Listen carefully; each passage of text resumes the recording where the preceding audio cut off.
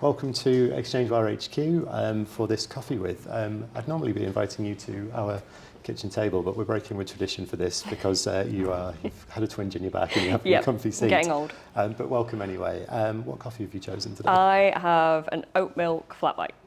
Excellent, good shout. I'm going for an espresso this afternoon because it's been one of those days. I'm delighted to have you here. First off, just give yourself a little introduction. Tell me a little bit about you, your work and what you're up to. Cool, so I lead Addressable Solutions for IPG Mediabrands. So what that means is I work with our client teams, our product teams, are sort of across our business with data and the agency teams, etc., to build what is our go-to-market, what we need to build to keep clients happy and for what they need to deliver, and also how we generate value for clients as well across the business. Excellent. Well, lovely to chat to you. And we first met a few years ago. Yeah, ages ago. We did. I think we did an out-of-home panel at ATS London a few years ago, and we're going to talk about programmatic out-of-home again today. And first of all, since we spoke, so 3 years maybe, where are we as an industry with programmatic out-of-home at the moment? How have things changed since then? I know we've talked a lot about, is it a brand play? How does programmatic fit into the mix for out-of-home? So tell me a little about where you see the industry at the moment. Yeah, I think it's definitely grown. I mean, obviously numbers show that. It's more mature in terms of the way that we're thinking about it. I think most agencies, probably 3 years ago, one of the topics of conversation, if I can remember rightly, was where it sits within an agency and who should be responsible for it. Should it be an at-home team or a programmatic team, etc.? And those are questions I think we've sort of grappled with now, and we've got to a position where most agencies now have a process or an understanding of how to use different people's expertise in order to do campaigns properly. So it's definitely more mature, but actually if I think about the things that we can do with it, it's probably quite similar still to where we were 3 years ago, but I don't think we've necessarily used that potential as much as we could do. It could be growing faster and it could be utilised more, is what I would say.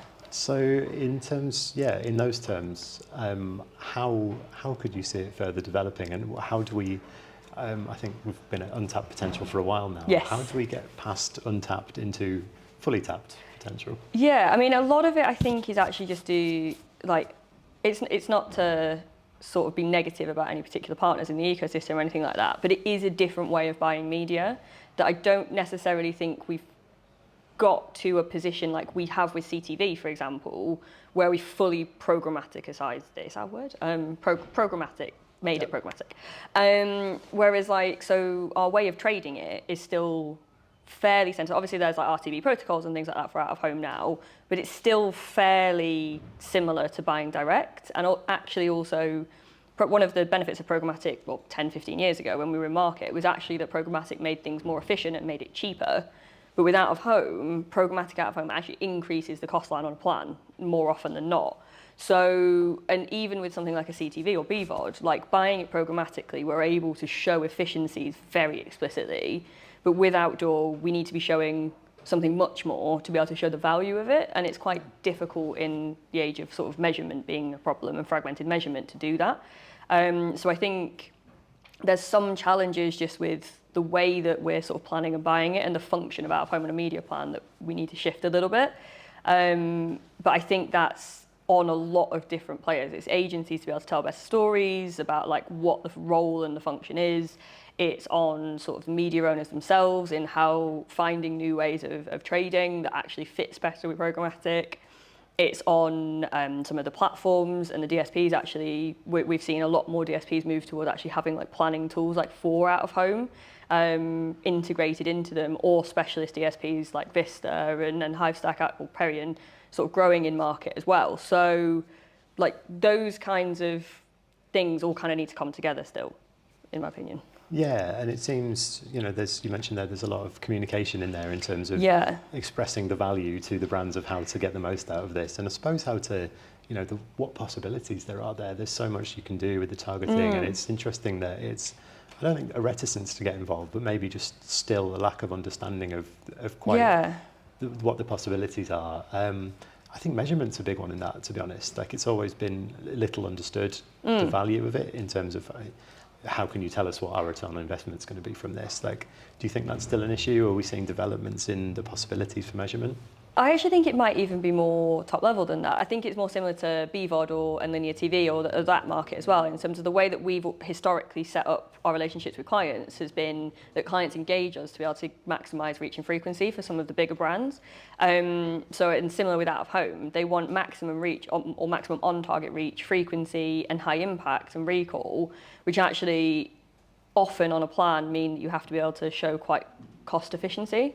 So we're not really receiving briefs, or clients aren't necessarily briefing us on something that shows ROI at the end of it. What we're kind of doing is more of like a reach and frequency or impact or recall awareness type play with an MMM like indication at the end, with all of the other channels. So that's kind of the way that we're sort of measuring it across some of our bigger brands. Smaller and more challenger brands are able to look more granularly at performance because they don't do as much huge media, they don't have as much reach. So I think there was a stat, I think JC&Co have a stat, I can't remember it now off the top of my head, but in the like independent agencies are significantly further ahead than holdco agencies or larger agencies are in terms of the percentage of their media being traded programmatically on out of home.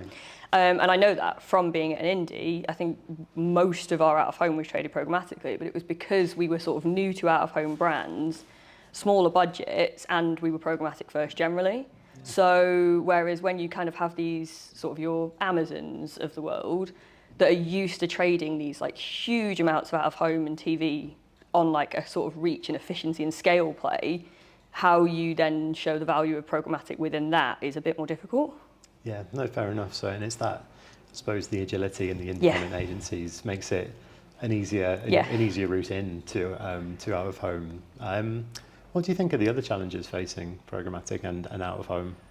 Yeah, I think data activation is always quite an interesting one. I think obviously programmatic is still reckoning with the idea of moving away from one-to-one. We still talk about, we have moved into more sort of like contextual and cohort and things across programmatic more generally, but with out of home, I think trying to explain to a client that like if they're targeting data, that data isn't necessarily like when someone's device enters a location, like that it's not necessarily that it's not that like one-to-one level, that we are targeting more of like an index, it's more of like a planning function and an optimization tool than it is like an actual we're targeting this person. That's quite it's just a new way of talking about data than we've been used to. So actually getting like more data-led is a big part of it. Yeah. I think one of the big parts as well is, as I mentioned before, is the tech platforms themselves. So a lot of platforms kind of started trading out of home or integrated with an out of home SSP, but never built planning tools or the like front-end functionality for buying a good out of home campaign. So you didn't have things like, you weren't able to pull things like a screen list dynamically or anything like that, which if anybody's ever worked with an out-of-home brief, like someone on an out-of-home specialist or something like that, those are things we need to deliver to clients in order to get the campaign signed off a lot of the time. So if you can't do that, if you're having to work with people in a bit of a fudged way in order to deliver what you need, then that becomes a bit of a barrier as well. Whereas a lot of platforms now are integrating planning tools or are coming to market because they have planning tools and doing well out of it. That's really interesting. So yeah, even kind of the infrastructure for success isn't there yet, or is still being developed, I suppose. Yeah, 100%. I think it's also, this is something, the way that we're sort of trading out of home a lot of the time is like a lot of it sometimes will be on sort of packages as well with sort of more of the traditional items. So again, trying to fit programmatic into those is something that we need to get a bit better at as well, because like if someone's doing like a huge buy across a number of formats with a media owner, then how we integrate programmatic into that as like a sort of either like flighting to affect flighting, or if it's even something a bit more exciting like DCO. So you work across Addressable. Yes. Should people be more interested in programmatic out of home? Is it an essential part of the media plan? I think so, yeah. I agree. I think it's consistently one of the most trusted mediums, consistently one of the mediums that consumers don't mind seeing and don't mind engaging with. Dwell times are often higher. I know Lumen do quite a lot of research on like the attention rates and things like that, and they're very high. I think if you're trying to reach quite a broad range of people, but also quite like a niche range of people, location-based data is one of the best things to use for that. I think there's a lot of stuff you can do with creative. There's a sort of premium nature attached to it. Like if someone's buying something outdoor, that probably means it's a premium brand or they've got some money to throw around, so it must be good. Like there's a lot of benefits of buying it from a brand perspective. And then also there's a lot of research out there, I don't need to repeat it, around the impact that out-of-home combined with other channels has on a media plan. In terms of driving ROI or driving traffic to a website or even just driving more like brand engagement. Like out-of-home is the channel that combines best with everything else. And there's quite a lot of like study that's effectively a fact. Yeah, no, I agree. We've done some stuff with independent agencies and out-of-home, and I love it. Like I feel it's underrated. Yeah. But because of what you said, like because it plays so well with other mediums, it's so effective for brands, and I love the idea you have about it being like automatically premium, basically. Yeah. Like you see something out of home, like, oh, that's got some. It's like if you turn on it. ITV and you see an ad for it, I mean, we've probably all been there where we've watched daytime TV on like ITV and seen some of the ads and been like, what is this? But actually, you still think of that as if they're on TV, there must be a brand worth investing in, like for someone, even if it's not me. Yeah. So I will give £50 to the Donkey Sanctuary. Thank you very much. Exactly. Thank you, ITV. Yeah, no, it is. Yeah, like you say, worth interacting with. It's a big point, and it's something that brands should be aware of. And it's always fascinated me the possibilities, particularly for innovation and creativity in the advertising. It's a great canvas for that. Yeah. Yeah. Do you think? Yeah, I definitely agree. I think there is an element of testing can be a little bit hard. Obviously, if you're running a national programmatic display campaign, running a national programmatic out-of-home campaign requires a bit more money. So doing just a test can sometimes be hard to justify unless you've got a sort of decent amount of budget. We're finding a little bit easier where we're doing sort of market level testing. So where we'll suggest doing like a A/B test of with out of home or without out of home, so you can flex the budget a lot better, and it also shows the value of it a lot more. So there's things like that we can do, but I think there are barriers budget wise for brands, even big brands, in order to like really test it out and sort of understand the value of it. So yeah. And I suppose that ties into you talked about the location data piece, which I find, again, really, really interesting, because not everyone's British Airways who can do a clever kind of out-of-home thing with planes flying over and the times what flight you're seeing above you. Really smart stuff, but not everyone has that budget and that kind of that reach. So location, I suppose, can offer, if you want to hit university students at 5 p.m. for a drink brand or a snack brand or something like that, great. Yeah, I completely agree, and I think one of the downsides, and again, this isn't to be negative about anyone in the industry, that BA campaign was about 12 years ago. Yeah. It was a long time ago, and I don't think it was programmatic. I think it was digital with a feed. But we still see it as case studies in stuff. It was obviously so effective, we're still using it as a case study. We also see things like PIMS or hay fever ad, like whenever we get pitched a new technology, those are the three things that we see as the capabilities of DCO. And I think we need to find new examples, because those are great. Like that's a really impactful campaign, and like the use of weather and location for things like hay fever and like alcohol brands is great. It's a really great use of it, but it's kind of standard now. So I think we maybe need to find some more interesting ways of activating, and I think location data is quite a good one. So there's some interesting things we can do either with like index audiences, or where I know a lot of companies will do stuff on the tube where they're putting the name of the tube stop or the train line in there, and it just kind of immediately contextualizes the ad and makes it look like they've thought about it. So it's just even simple things like that are ways of using that DCO and ways of using the data, especially the location data, that are a little bit more interesting than the stuff we've seen a lot. Yeah, well, I should go away and update my own references. No, it's the same. It's the same as I mean, this is a bit of a timely thing, but that Ozzy Osbourne, Prince Charles or King Charles thing that we hear all the time. Like that's 15 years old now, if not more. Yeah. It's still relevant and it's still important to bring it up, but I think we need to show how we use that to build it. How we've built on it over the years since it was a famous meme. Yeah, no, very interesting. Across your kind of remit in Addressable, what else is what's really interesting you at the moment? What's fascinating? What are the hot areas you're finding?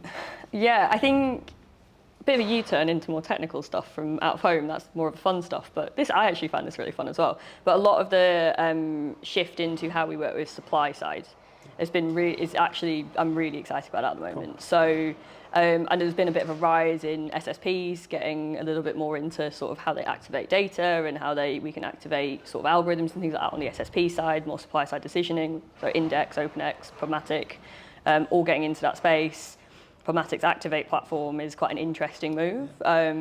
It's those kinds of how the supply side is evolving to sort of take back its power in market is really interesting at the moment. I think it can't not be seen as a sort of response to a lot of sort of DSP, sort of power of the DSPs and like how they've been able to control everything. But as someone who sits across both of those partners, it's really interesting to see how we might be able to link them together and bring everything together that way. But also getting more value for our clients because we're able to extract better match rates on our Axiom data, for example, or where we're able to deliver more impressions for the money because of bid filtering and stuff like that. It's quite, some of the potential of that tech is quite interesting.